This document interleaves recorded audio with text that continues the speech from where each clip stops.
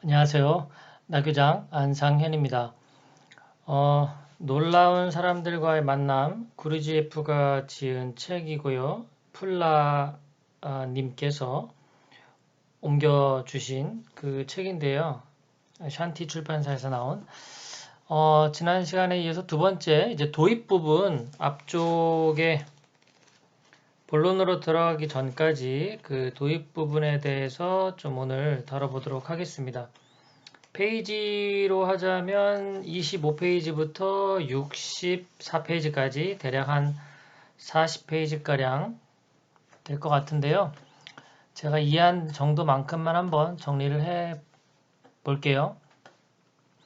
우선 그 이 책에서 도입 부분에 그 새로운 세계에 대한 이야기가 나오는데요. 이 전에 서문에서도 이제 이 비슷한 내용이 나오기도 합니다.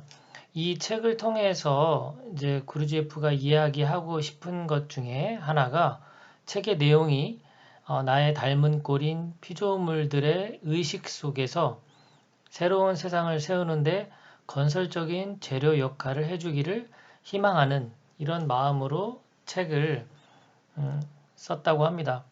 이 새로운 세상, 다른 말로 새로운 세계라고도 한다면 나는 이 새로운 세계만이 실제한다고 여긴다. 한 인간의 사고 능력이 어느 단계에 걸쳐 있든 무관하게 인간 사고의 전 단계에서 실제한다고 인식될 수 있는 유일한 세계는 바로 이 새로운 세계뿐이다. 자, 이 새로운 세계에 대한 개념이 앞으로도 쭉 나와주길 바라면서 이렇게 한번 다뤄봤고요. 자, 그 중에서 이제 이 책에서는 그 7가지 격언을 다룬다고 했는데요. 어떤 격언인지는 다 나오진 않았어요, 아직. 제가 책을 끝까지 다 보진 않았는데, 우선 그 고대 격언 중에 하나를 이 서두 부분에 먼저 하나 소개를 했습니다. 오직 그러한 사람만이 인간이라는 이름을 얻을 자격이 있도다. 어떤 사람일까요? 그리고 오직 그러한 사람만이 저 위에서 그를 위해 준비한 것을 확신할 수 있다. 그는 누구인가? 그는 두 팔 안에 늑대와 양을 품되 그 둘이 서로를 해치는 일이 없도록 지켜줄 수 있는 방법을 이미 터득한 사람이다. 네. 이 오래된 어떤 그 이야기, 어떤 뭐 신화, 전설, 뭐 그런 여러 가지 이야기들, 이런 격언도 마찬가지고요. 뭔가 그 깊은 또 뜻이 담겨져 있죠. 간단하게 우선 분석을 해보면 여기 이제 책에 나온 내용을 바탕으로 했습니다. 이제 심리 철학적인 분석을 하자면 이제 요 늑대는 인간 유기체, 말하자면 이 살아있는 이 몸이라고 보면 되겠죠. 눈에 보이는 이 살아 숨쉬고 움직이는 이 몸, 뭐 어떤 몸이니까 어떤 본능이나 뭐 이런 것도 될 수 있을 것 같아요. 동물적인 감각 이런 것도 될 수 있을 것 같고요. 늑대는 인간 유기체 전체를 의미한다라고 보고요. 양은 인간의 느낌입니다. 느낌은 도입 뒷부분에 좀 설명이 나오는데 상황 분별을 위한 근본적인 감각을 느낌이라고 해요. 사실 저도 나다움이 무엇입니까? 라고 질문했을 때 최근에 가장 많이 하는 답변은 느낌대로 행동하기입니다. 라고 말을 하는데 그 느낌이 이 느낌과 저는 거의 같습니다. 그러니까 이 느낌이라는 것은 내가 어떤 상황을 딱 내가 이렇게 판단할 수 있는 내 감각이거든요. 그런데 이것이 이제 생각 단계로 올라가면 너무 많은 것들을 고려하는 수준이 되어서 자신의 자기가 정말 원하는 건지, 좋아하는 건지 등등 판단을 흐려놓게 만들어요. 물론, 이성적인 분들은 제 이야기가 와닿지 않을 수도 있어요. 그 자신의 그런 판단을 더 확실하게 하기 위해 그런 지적인 어떤 머리를 잘 써서 말하자면, 그렇게 비교하고 분석하고 판단해야 되는 건데 그거 하지 않고 어떻게 그냥 느낌 올라온 그걸 가지고 판단하느냐라고 하는데 이렇게 표현할 수도 있을까요?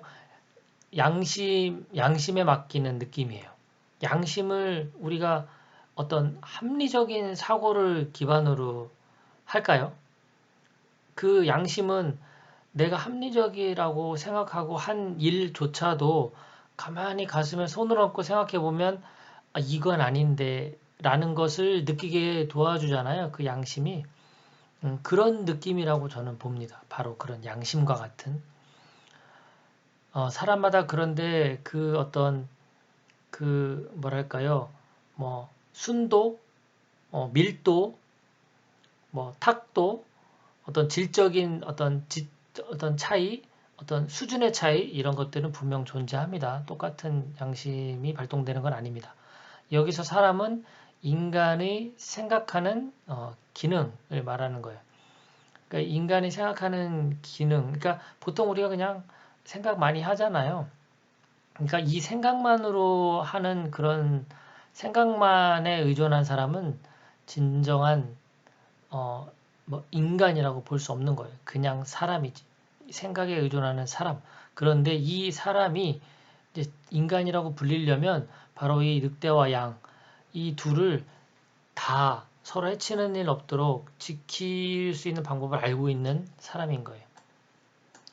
자, 여기 중간에 보면 이제 이런 이야기가 나와요. 이런 늑대와 양이라는 이런 컨셉의 어떤 에피소드나 격언, 이야기는 다른 곳에서도 많이 나오는데 또 이렇게 나오는 데도 있어요. 늑대, 염소, 양배추. 그래서 이렇게 질문을 또 합니다. 늑대와 염소와 양배추를 가진 사람이 이제 이 강둑에서 저쪽 반대쪽 강둑으로 넘어가야 돼요. 그런데 조건이 있어요. 이 보트로는 한 번에 하나밖에 실어 나를 수가 없어요. 그러면 어떻게 될까요? 자, 늑대만 우리가 싣고 간다라고 생각하면 염소가 요 양배추를 해야겠죠. 먹어버리겠죠. 자, 그러면 염소만 가져간다. 그래도 이 늑대가 양배추를 짓밟을 수 있겠죠. 양배추만 가지고 가면 늑대가 또 염소를 해칠 수가 있겠죠. 이 서로가 서로 이렇게 늑대가 염소를, 염소가 양배추를 이렇게 연결돼 있잖아요. 서로 연관이 있잖아요. 어떻게 해야 되냐? 이 중에서 이제 그루지예프는 이제 이 격언을 기억했다고 해요. 늑대를 배부르게 해서 양을 해치지 못하도록 늘 신경 써라. 정확한 의미를 지금 파악하기는 좀 어렵습니다. 끝까지 한번 책을 다뤄보고 나중에 이 부분을 다시 한번 더 다뤄보면 좋을 것 같아요.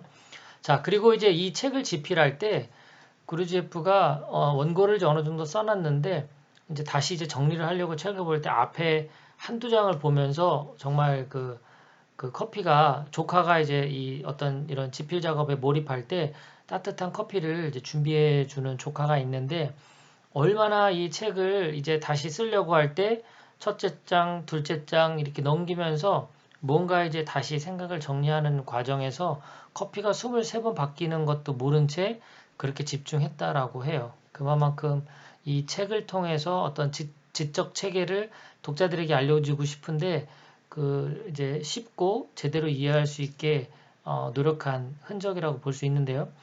이제 그 중에서 이 책을 쓰는 데 있어서 이 물라 나스루딘이라고 하는 어떤 현명한 현자죠, 현자.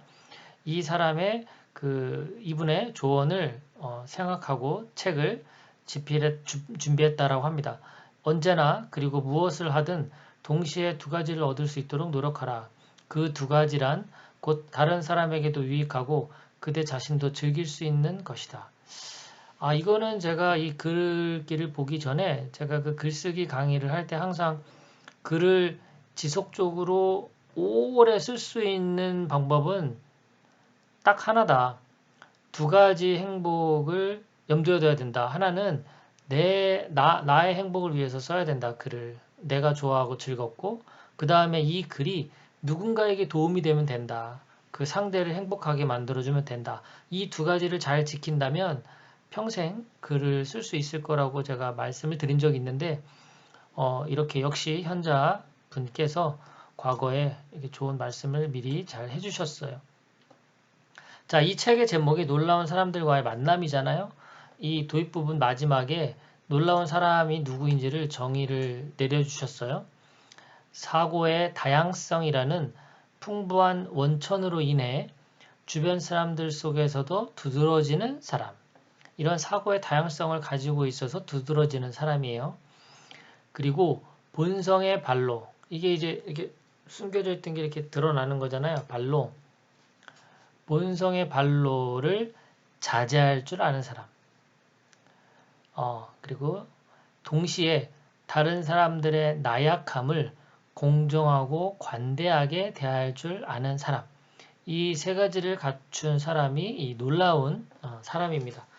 이제 다음 시간부터는 이 놀라운 사람들과의 만남의 실질적인 이야기가 시작되는데요. 그 첫 번째 인물은 누구냐? 바로 구르지에프의 아버지 이야기입니다. 다음 시간에 구르지에프 아버지에 대한 이야기를 준비해서 함께 또 공부해 보는 시간을 갖도록 하겠습니다. 고맙습니다.